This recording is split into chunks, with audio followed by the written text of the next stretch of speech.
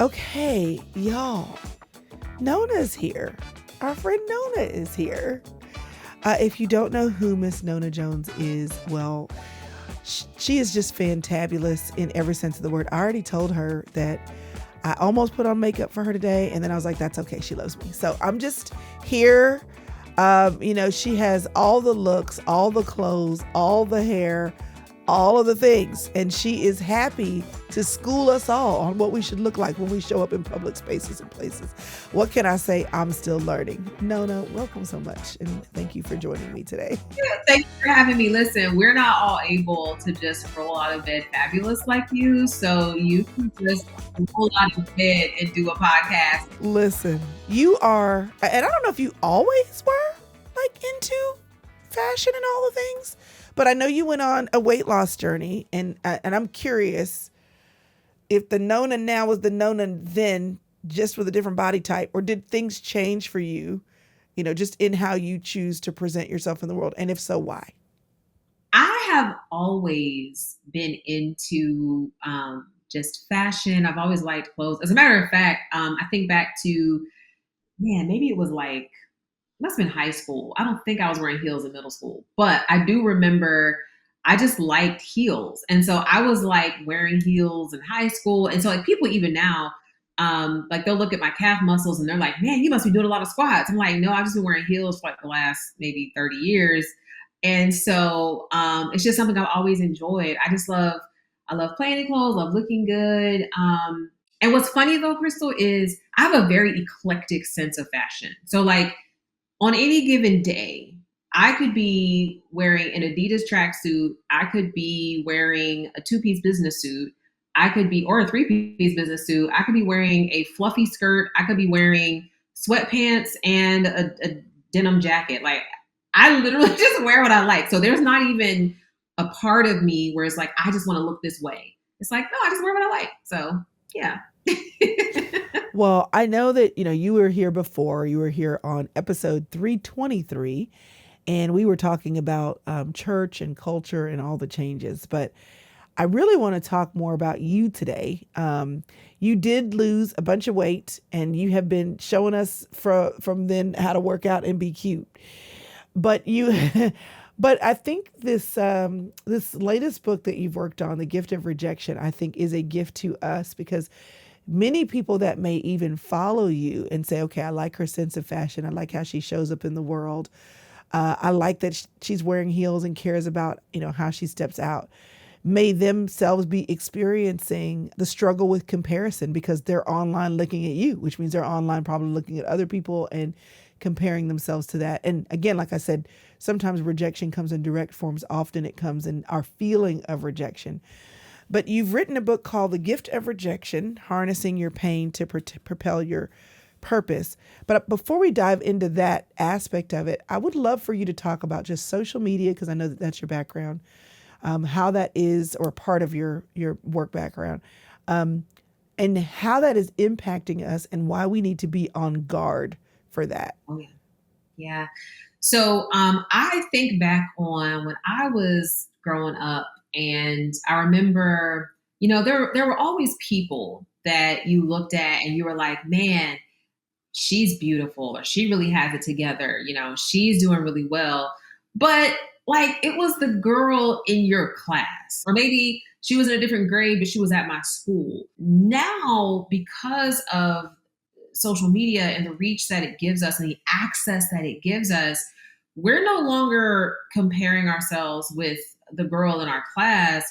Now we're comparing ourselves with the girl in Australia, like the girl in Japan, the girl in Dubai, like people we will never ever ever meet. And so now we have a standard that has, in my opinion, been artificially created, because it's no longer just about, man, who in my vicinity can inspire me. It's now the world is better than me.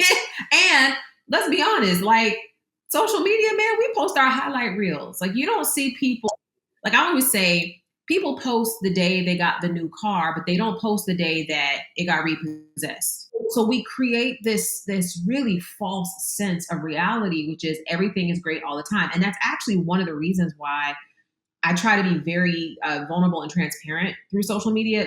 My team sometimes says, "No, you're being a little too vulnerable," because I want people to know, like, I don't care what it looks like. I got struggles too, and I don't want you to think, "Wow, she just has it all together." It's like, no, no, no. I have struggles too, and we need to know that. Well, I think it is important that we share our struggles. And we don't always have to share them in real time. Sometimes you wait until you figure out how this thing pans out. But I do, because then there's the people that throw up, and then you're like, okay, I need to call them. Are they okay? It's like right now. Um, but you have been kind enough to share your own struggle. Even as you open the gift of rejection, you're talking about your relationship with your mom and then just setting the stage. I would love for you. I mean, I want people to get the book and read about it and learn about how to deal with the gift of rejection. But can you talk a little bit about that relationship with your mom and why that kind of is the starting point for you even introducing the concept? Yeah, no, thank you for asking that.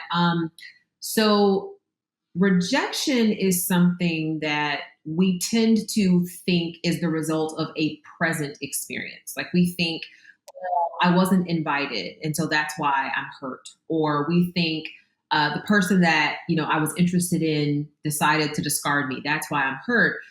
But rejection actually has a primary root and foundation, and that typically has to do with how we are treated in our primary relationships in childhood. And so, like, it's so funny because me looking at someone like you, who I would take it that you seem to be a very secure person. You know who you are. You're like, listen, I'm showing up when I'm showing up because at the end of the day, I know who I am. That probably is a derivative of the fact that you had parents who were intentional about making sure you knew who you were, that you were loved, that you were safe. In my case, my mom made it very clear. Like she told me many times she wished she never had me, that I was a burden to her. When I told her that her boyfriend was sexually abusing me, she had him arrested, but then on the day of his release from jail, she brought him back, and he resumed the abuse. And my mom then became physically and verbally abusive to me. And I, for many, many, many years of my life, wondered what did I ever do that was so wrong that she chose her boyfriend over me, that she told me I was a mistake.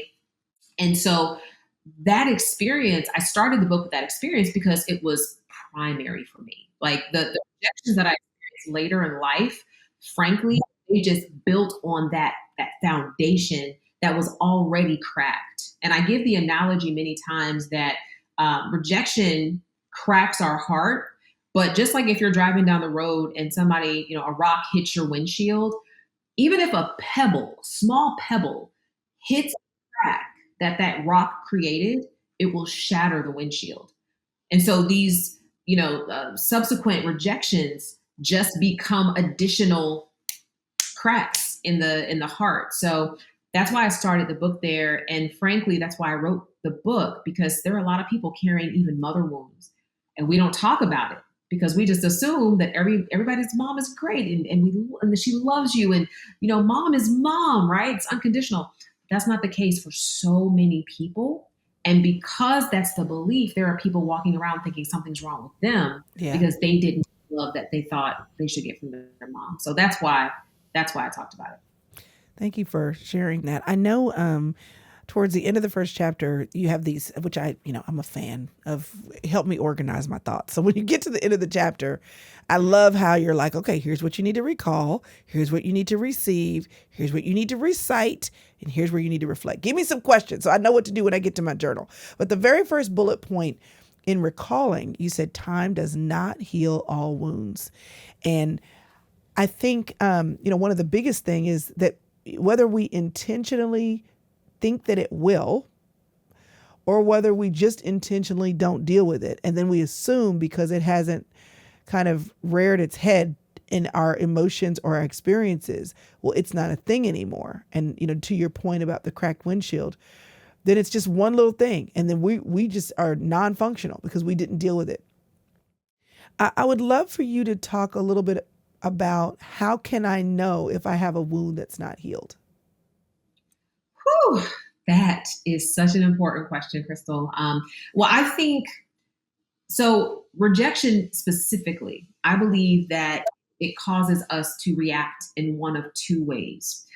And that is we either explode or we implode.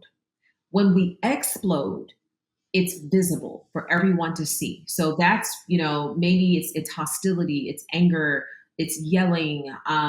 It's very clear that there is something that happened that made us upset, right? But there's also another form of explosion that can be subtle. And it's actually how I expressed rejection. And that was exploding into achievement and ambition. So there are some people who have experienced rejection, and because rejection really is an identity wound, you end up trying to compensate for that identity wound by achieving more, getting the promotion, getting the recognition, being the first, being the best.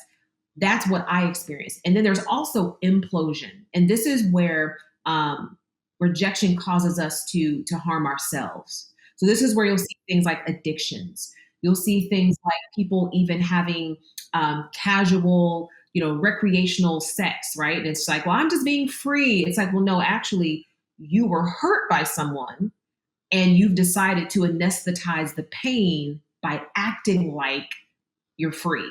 It's like, in fact, you're bondage.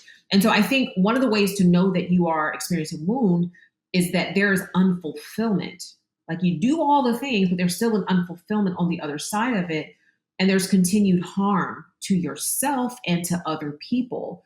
Those are signs that you gotta do the work, and we gotta figure out what is God trying to teach you out of what you experience that you can apply to the future. So, when you invite somebody to deal with any kind of pain, we run from pain, even if we're not numbing out. We just don't want to deal with it, even if we realize that we should. We'll hear a good sermon, or we'll listen to a podcast, or we read a book and we find ourselves crying. We find ourselves, our internal gut system, butterflies flying all the way around because what somebody said just hit us. So we know we've been hit and we know we need to do something about it. But then we get up from that and we don't.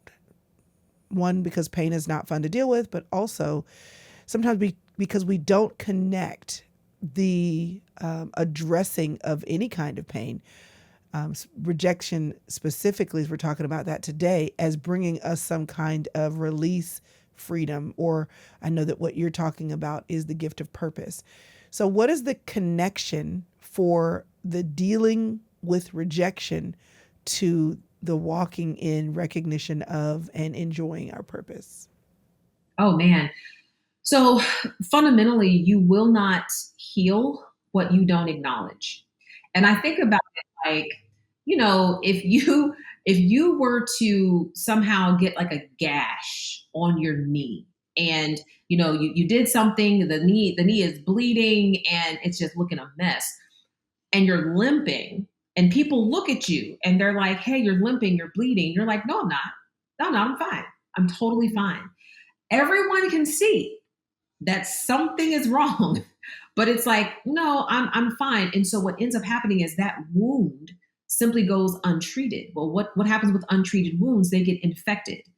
It starts on the surface, right? The infection on the surface, but then it starts to infiltrate our body. And because of our circulation system, then we can get things like sepsis and all of these things. I give that biological analogy because even emotionally, that's what happens with rejection. We have the experience, we act like, oh, it didn't bother me. I don't care that I wasn't invited. No, it's okay that he didn't call me back. No, it's okay that this person didn't choose me. No, you're hurt. And once you actually admit, yes, that hurt me. Yes, that bothered me. Now we have something to actually work with. We have something to even bring to God and say, Lord, this is a hurt that I need grace for. But if we don't acknowledge it, what happens is that hurt becomes bitterness. And so one of the contentions I make in the book is that rejection is a gift that will make you better if you open it or bitter if you don't.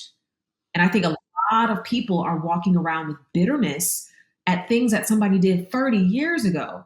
And then you ask them, well, is it because of what that person did? And they say, oh, no, no, no, I'm fine. I'm over that. That was 30 years ago. But the moment it's brought up, you act like it just happened last week. And I see that happen all the time. And so that's why there is a connection. If you don't address it, if you don't acknowledge that it hurt, you will not begin to work on it and present it to God for the grace to begin to deal with it. And you have to do that as a first step. Now, we've kind of talked about rejection and the primary experience, but of course, that can continue to happen over and over and over again. And I know when you're talking about purpose, you connect feeling the pain of rejection or the echo of rejection and the pain connected to it because of work. And I think sometimes we don't really, when you say rejection, the first thought in people's minds is personal. You know, he broke up with me, or my parents didn't like me, or, I wasn't included in something, but just relational with people from a communal standpoint. I don't know if we associate decisions that are made at the career level. You know what I'm saying? Because there's so many other stories we can tell ourselves. There was a reorg, or, they only had room for one position, but they chose the other person. So how have you seen rejection, your lessons learned from rejection, appear in your story? Yeah. So, yes, you're right. There are different forms of rejection, and one of them is professional rejection. And I will give you a very specific instance. So, in the book, I share four specific gifts that I believe rejection offers to us. And one of them is that I believe the gift of rejection positions you for purpose. And I know that because I literally would not be doing what I'm doing today had it not been for rejection. So, some years ago, I worked for a large company. I was hired as an executive, but I wasn't hired as a spokesperson. But I did a presentation one day inside of the company, and the communications team saw me and they were like, "You're a great speaker. Would you like to speak at different events and things that we're sponsoring?" And I was like, sure. I didn't mind helping. It wasn't my core work, but I was like, sure, I'll help. So I started to go out, speak at these conferences and things. And apparently I was doing a great job because they asked me to do it more and more. And then people who were seeing me out started to ask if I would speak at their things for the company. And I'm like, sure. So performance review season comes around, and I sit down with my boss, and she gave me an exceeds expectations rating. She said I was doing a great job. Then she said, "But we're going to need to shut all that speaking down because I need you to focus on your core work." And I was like, "But Speaking like outside of the company or speaking for the company? for the company." So here's the thing: at the time, I wasn't speaking outside the company. Like at the time, I wasn't a speaker at all. Like the only speaking I was doing was for the company. So I was kind of like, well, okay, but like why? Like, is there something I'm not doing? Because I was enjoying it. I really enjoyed it. I thought I found a part of me and a gifting that I didn't even know was there. So she shut it down, and she just basically said, "No, I just need you to focus on your core work. Nothing's wrong. Just focus on your work." So I went to the communications director and I asked her, I said, "Hey, like, what's up with this?" And she said, "Listen, she came to me and said that she thinks she should be speaking for the company, not you." Oh, And I okay. was like, okay. And so on the surface of it, I was hurt. I felt dejected. I felt rejected. I felt like she just unilaterally closed the door, right? Yeah. Well, fast forward a couple of months, I get an email from someone who's hosting a conference, and they're like, "Hey, can you speak at it?" For the company, of course. And I said, "No, I can't speak. I can't, but I can forward your request to the communications team." And they were like, "Well, no, like we want you. Can you just speak as you?" And I was like, I don't know. I never thought about that. So I asked the communications team, could I do it if I don't like use my title or the company name? And they were just like, "Yeah, sure. I mean, if you're doing it on your own time, no problem." Here's the thing. When I was speaking for the company, I couldn't get paid. I started to speak myself on my own time. I could get paid. I got to the point that I was making as much in speaking fees as my corporate salary. And I realized in that, I was like, oh, I thought that she was closing a door.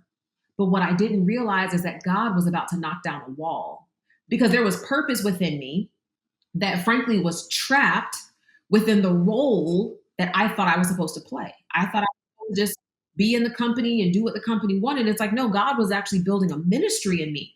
And I had no idea what he was doing until she closed that door. So what I tell people is, in order to recognize the gift of rejection as positioning you for purpose, is when you experience rejection, instead of taking it personally, take it purposefully and ask God, Lord, what are you positioning me for?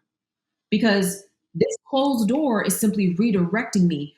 The pain may be blinding me to what it's redirecting me to, but I'm going to discipline myself to inquire of you. What are you positioning me for? And that's how we open our eyes to what God wants to do through that experience. So what do you do though with the pain?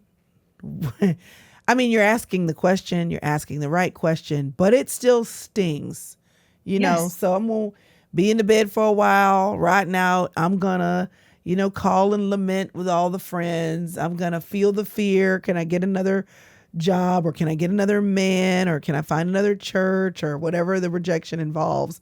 And in the middle of asking God that question and even looking for the answer, you still feel the dagger. Basically, you're not there. You know what they're doing, and you're not there to be a part of it. Or so what have been the things that have helped you navigate the in between? I love this question because the first thing that I've always had to do is you have to give yourself the grace to feel the pain, right?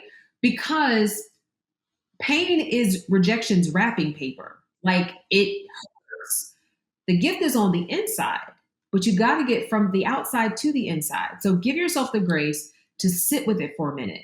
And don't be so quick to rush over it. Like, oh, nope, nope, I'm fine. It's no big deal. No, it was a big deal. You were hurt. And take that hurt to God. This is where the gift becomes, is recognizing that rejection is a gift that wants to teach you about yourself and other people. So how I've learned to process the pain is I've learned to actually allow myself to consider, what is this teaching me? So what, okay, as an example, there have been times when I have been left out of events. Like, let's just say there's always like these, influencer gatherings and all these things happening. There have been times when I've had friends ask me, hey, are you going to so and so such and such? Had no idea that that was even happening, right? And the first But they thought reaction, you were supposed to be there, though. they thought I was supposed to be there, but the person hosting it didn't. So the first reaction is like, man, like, what's wrong with me? Like, why wasn't I invited? That is the first reaction. But from there, it's okay. I want social connection. Like, I want to be included. And I have to be honest with myself and be like, the fact that I want to be included, the fact that I want social connection means that I need to be a friend to have a friend. So I think it's like, okay, I'll have people reach out to me all the time, like, hey, can we go grab lunch? Hey, can we get together? I miss seeing you. And I'm like, oh, I'm so busy, I can't. Okay, when those experiences happen, it's like, oh, wait a minute.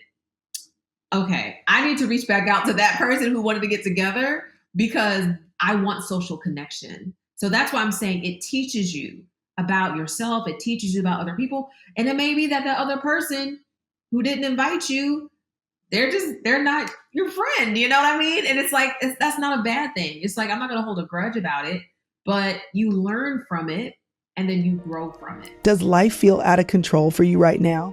Are you struggling to balance all the things? Well, what if I told you that you could have the best of planning your life well and doing that with your personal coach?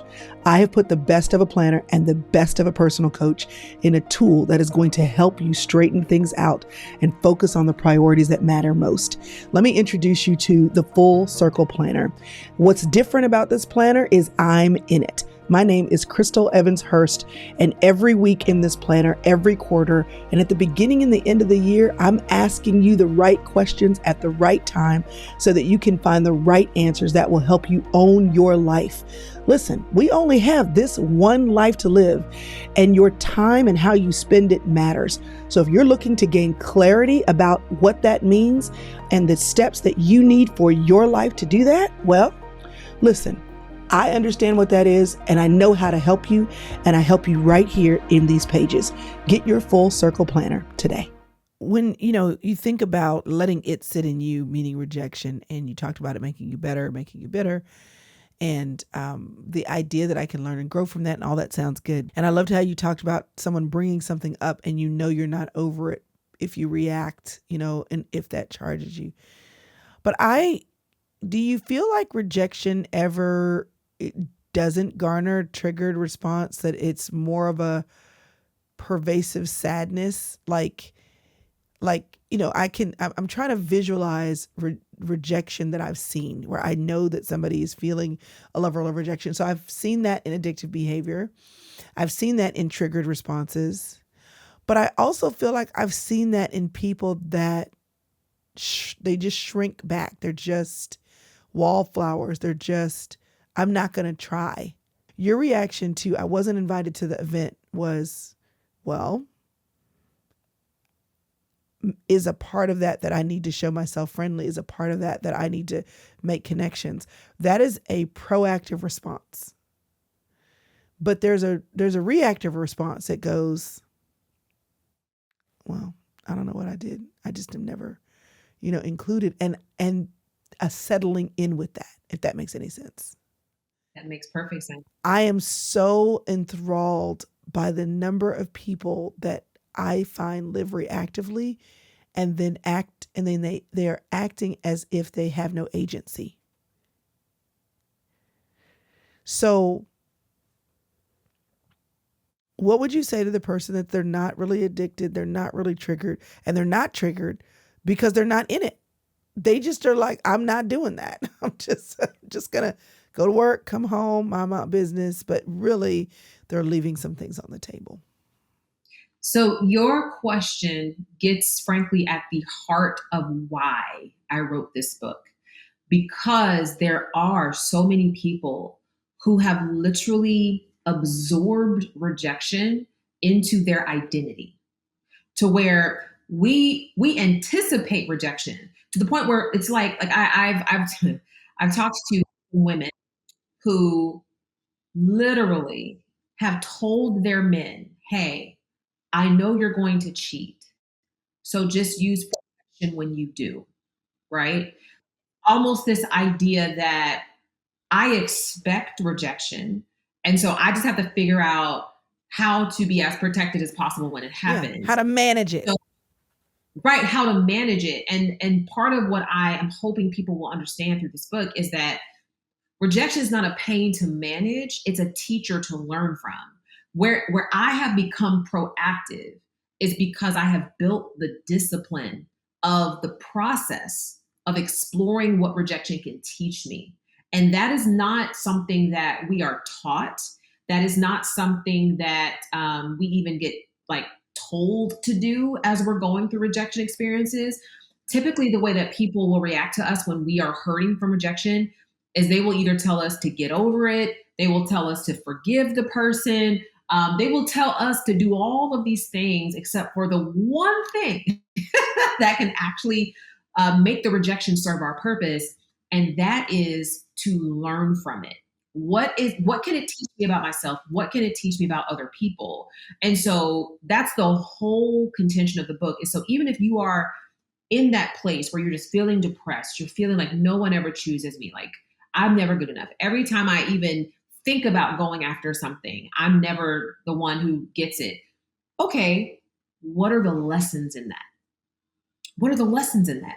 Because if you don't take that posture that this can teach me, you will become bitter and you will live beneath the purpose for which God created you, because you will literally think it doesn't matter if I try, it's not going to work. Well, it may not have worked in that situation, but the variables in that situation may change in a new situation. And if you haven't learned from that situation, you're going to carry your ignorance into the new situation. And so I think that's how we start to change the way rejection affects us, because it's going to happen. Like, rejection is going to happen. I don't care if you find a way to live your life apart from everybody, you're going to experience rejection somehow, some way. And so you have to get to a place. I mean, look, let me tell you something. Releasing this book, right? Like I'm releasing a book about rejection, and I'm experiencing rejection left and right, like left and right. Friends who have Well, been now like, you "Hey, did that to yourself because you knew when you wrote a book about rejection that those were going to be the arrows of the enemy. Listen, I've decided the next book I write is going to be like how to enjoy a phenomenal 3-month vacation in Fiji. I need the enemy to attack me on that. yes, yes." Shucks. I know that. And that's part of the reason why I expected it. But that's also why I'm so committed to navigating it and getting this message out. Because it's like, look, I experienced it too. Writing this book does not mean I'm immune from rejection. No, it means I just have a framework through which I can process it when it happens. And that's what I want to give people. It's so good. So you talked about rejection primary for you personally. You talked about rejection at work. I'm curious. I mean, you kind of just led right into it. I promise I had this question before you said that. But I'd love to know about any kind of current day rejection, large or small, and just to walk us through how you've handled that. Sure. I'll give you one very concrete example. And you know this as an author. So one of the things I hate about releasing a book is I hate getting endorsements from people like that. That I will write every day for the rest of my life if I can just not have to ask people for endorsements. I hate that process because part of it is a residual rejection wound for myself is like I don't like to be a burden to people. Like part of the reason why I don't ask for help is because I don't want to be a burden to people. Where'd that idea come from? From my mom, right? And so I had a friend who I they released a book a couple years ago, and they reached out, asked me to endorse it, which I did. I was happy to do it. And releasing my own book, I was like, oh, I'm going to ask them to endorse my book, and they didn't. And then they came back and they asked me to help them with something else. And in that moment, because I've been doing the work again, wrote the book, got the framework. I definitely felt pain, and I started to feel because I'm very intuitive now with like what exactly is the emotion I'm feeling. I started to feel the emotion I felt was humiliation. That's the emotion that I felt. And so once I was named that emotion, then I was able to really consider, okay, like why am I feeling that way? And I was able to unpack that. Then I was able to actually pray and bring that to God. Like, okay, here's what I'm feeling. Here's why I'm feeling this. I really need you to give me clarity on where the belief came from that I needed this person's support in order to be worthy. Where did that come from? And so God gave me some wisdom and clarity on that. And then from there, I was able to name my next step, which was all right, now that I understand why I feel the way I feel, now that I understand what I believed about it, and now I also understand one of the gifts I talk about in the book is that the gift of rejection reveals people's role in your destiny. So now I understand this person's role in my destiny. My next step then is I know that they're not going to support this. So there's no point in continuing to ask. I'm going to ask God to open the right doors. So it went from a very hurtful experience that in the past could have made me very bitter and just, angry to an experience where when they asked me to help them, I was like, I'll still help because God's given me the ability to do that. And frankly, we reap what we sow. We don't reap what other people sow. So very present day experience.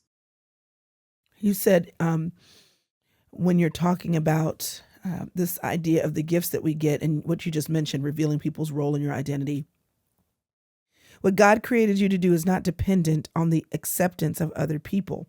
While people can reject you, no one can reject your purpose. An emphasis on you and purpose. While people reject you, they can't reject your purpose.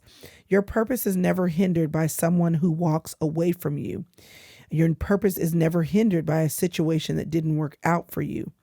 Instead of blocking your future, the gift of rejection simply reveals the end of some people's roles in your destiny. Let's talk about ending things. It's hard. And many times our ability to end things is dependent on the amount of pressure built up from emotions, and then we don't end them well. You know what I mean? We just stop talking. They just don't hear from us again. We have an argument. We slam the door. We say something nasty on social media. I mean, we don't end them well. So when it becomes clear that an ending is needed, and I have to bring the ending about. Like, it's not a job I got left from. It's not a person who left me, or it's a person who would happily stay. But this needs to end. So this could be a lot of things: job, boyfriends, adult children who are at home. I mean, it can be anything. What are your thoughts about and your wisdom for ending something clearly and kindly, or even if it's not ending it, just reducing access in a way that doesn't leave people wondering what's happening? Mm. This, I feel like, is the $1,000,000 question, because I do believe that we tend to allow relationships to linger, sometimes beyond their expiration date. And what happens is we end up frustrated. We end up frustrated. We end up just wishing the person Until would you get it blow, until you done. blow. Yes. And then the other person is looking like, I didn't even know there was a problem, right? So I think that we have to, of course, be prayerful. I think, especially when it comes to just how we relate to human beings at all, I think we have to always be prayerful and just really remember that the goal is that when we're bringing this relationship to its conclusion, that the person could never say that we were rude or dismissive, or they never speak ill against us. Now, some people will do that regardless of what you do, but as it depends on us. We want to live at peace with everyone. So what I would suggest is, before you even like have the conversation with the person, and we should have the conversation with the person. Let me start there. What we will tend to do is we have a problem with somebody, and we will tell everybody except for them. So I do think that we need to plan to have a conversation with them. And I'm assuming that if you need to end it, I'm assuming it's because you have had conversations with them. I would hope you wouldn't end something and you've never had it before. But let's just assume that conversations have been had. They're not doing what they need to do. I think at that point, you go into the conversation prayerfully, just to let them know what has changed about the nature of the relationship that necessitates either changing the relationship or ending the relationship, so that the person is clear on why it needs to change and why it needs to end. They're probably going to have questions. They may even, push back, have a different perspective. But when you go into that conversation, you have to know that no matter what they say, this is the decision that needs to be made. And we're communicating from a place of compassion. One of the things that I think we often lack in difficult conversations is we lack compassion because we're missing out on empathy. What is empathy? Empathy is the ability to see the situation from the other person's perspective. It doesn't mean that I agree. It doesn't even mean that what you did is okay. It just means I'm going to put myself in your shoes so that I can at least try to understand why you did what you did. So now that I have empathy in the situation and I'm bringing it to you, this is what I need to do for me. I'm not saying I need to do this for us. I'm not even saying I need to do this for you. This is what I need to do for me. And then you can clearly articulate what your boundaries are. If it is, we can no longer speak, or I think we need to, maybe cool off for a few months, or whatever that is. But just be very clear about the boundaries that you're setting, and do not allow the person to renegotiate your boundaries. And what that means is, for example, if you tell them, hey, we can't talk, but then they end up calling you or coming by the office or doing whatever they're doing, they're trying to renegotiate your boundaries. So at that point, you have to like literally stand on your boundaries, whatever those are that you said. But we always have to do it from a place of love and compassion, because if you don't, you won't have peace. You just won't have peace. You can end a relationship in anger and still have peace. So that's what I would offer. That is so good. So very practical. And I was thinking, back when we were talking about naming and identifying the source of your rejection, that's so important, because you can't have a conversation with someone about something you don't understand. And I think that that's the hard part, is you're feeling all these emotions. I mean, this could apply even beyond rejection. It's just when you need to have hard conversations. I have to read Radical Candor. Have you heard of that book or read that book? That book. Hmm. So it's on the list and it's been recommended to me multiple times because I think sometimes I come to conversations and all I know is how I feel. I know how you're making me feel. I'm upset with you because of how I feel. I'm frustrated or I'm disappointed or I'm angry or I'm impatient. And so and I can maybe go down a list of little things that irked me, but they're not the root. I don't know what the root is. So then that makes it very hard to have a conversation because those conversations are mostly tit for tat.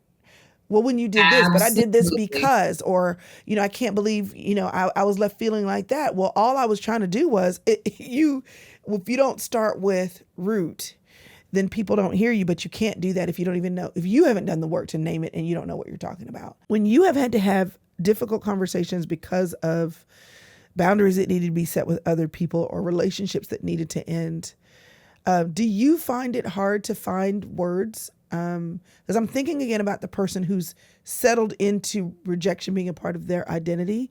They don't know they have to work, of course, to do the job to separate it from there.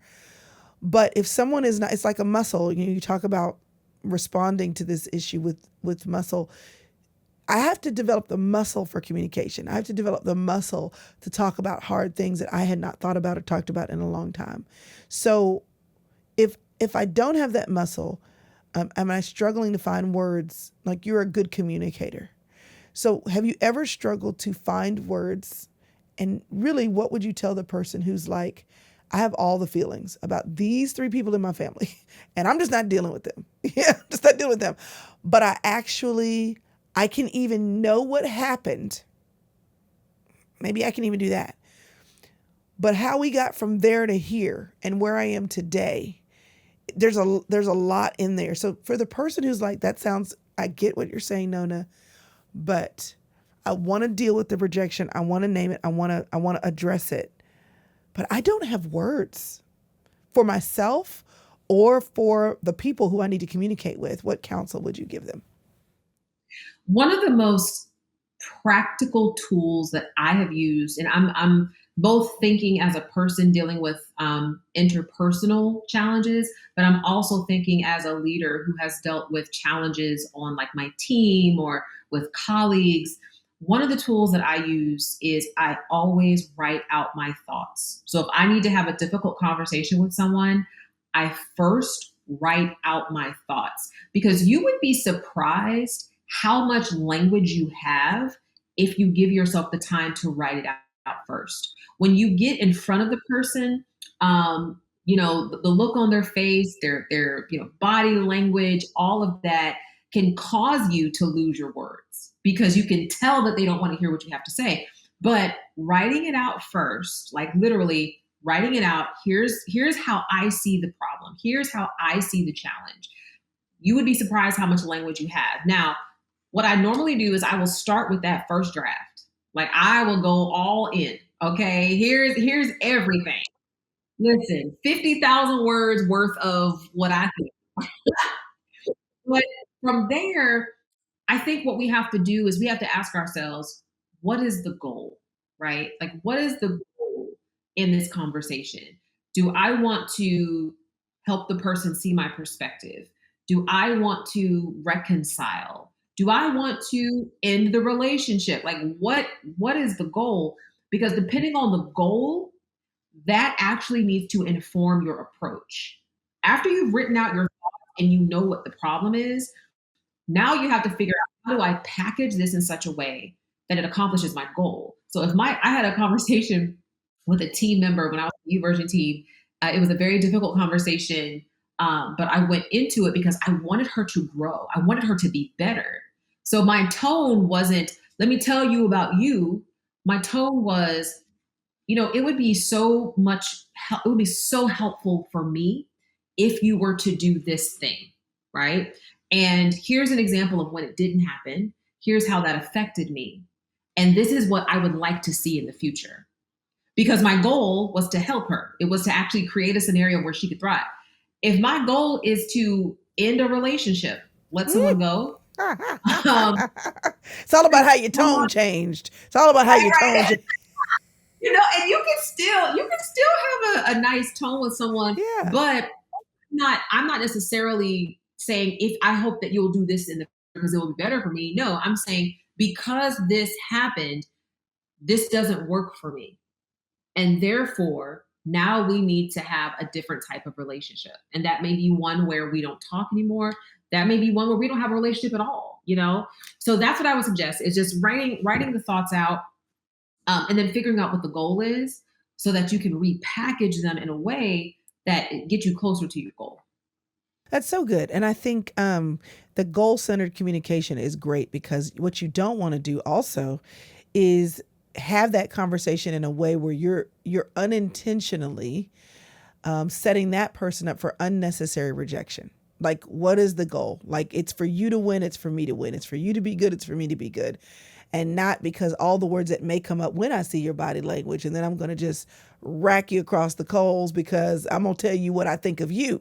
So when people learn from you, from this podcast, or even from reading the book, and again, y'all, this book is released October 1st of 2024. And it's called The Gift of Rejection, which, by the way, if you didn't read Killing Comparison, which is another book that Nona read, you should read both of them. But when they pick this up and finish reading it, or even for the person who's finishing listening to our conversation today, what is your hope for the person that they would get out of this message? Yeah. My hope is that you would experience a radical paradigm shift in how you view rejection, because I think if you view rejection as just this horrible thing that is painful, if you even view it as something that somehow um, corroborates the evidence that you're defective, if that's how you view it, um, you'll live your entire life in bondage to that pain. You just will. But my hope is that people will get this new paradigm shift, and that they'll start to not only experience healing and freedom, but that their purpose will be unleashed in new ways, because you cannot live in purpose when you are in the bondage of rejection. You just can't do it, and you can't even enjoy your life. I think there's the fruit of the spirit is hindered by the pain of rejection. And so that's my hope. It's just that people experience healing, that hope is restored, identity is restored for many people who have been thinking that they're defective in some way. And I believe that's what they'll get out of the message. So good. So good. Girl, you're so good. And the best thing I love about you talking to you is that you're just so clear. Like, you just are clear. And it's easy to Thank you. digest what you're saying for a topic that we don't often hear about. We may be talking about this in our therapist office, but then we're there doing all the talking. For You're you to say, right. okay, here's the framework. When you have the Yeah. conversation, here's how you set it up. Here's how extremely practical and helpful. So thank you so much for joining me today, and for talking more about your life, what you're learning from your life, and what we can learn from you. So good to see you, girl. I so appreciate you. Thank you for having me. And I love your platform. I love everything you're doing. You're such a light in the world. So I appreciate you.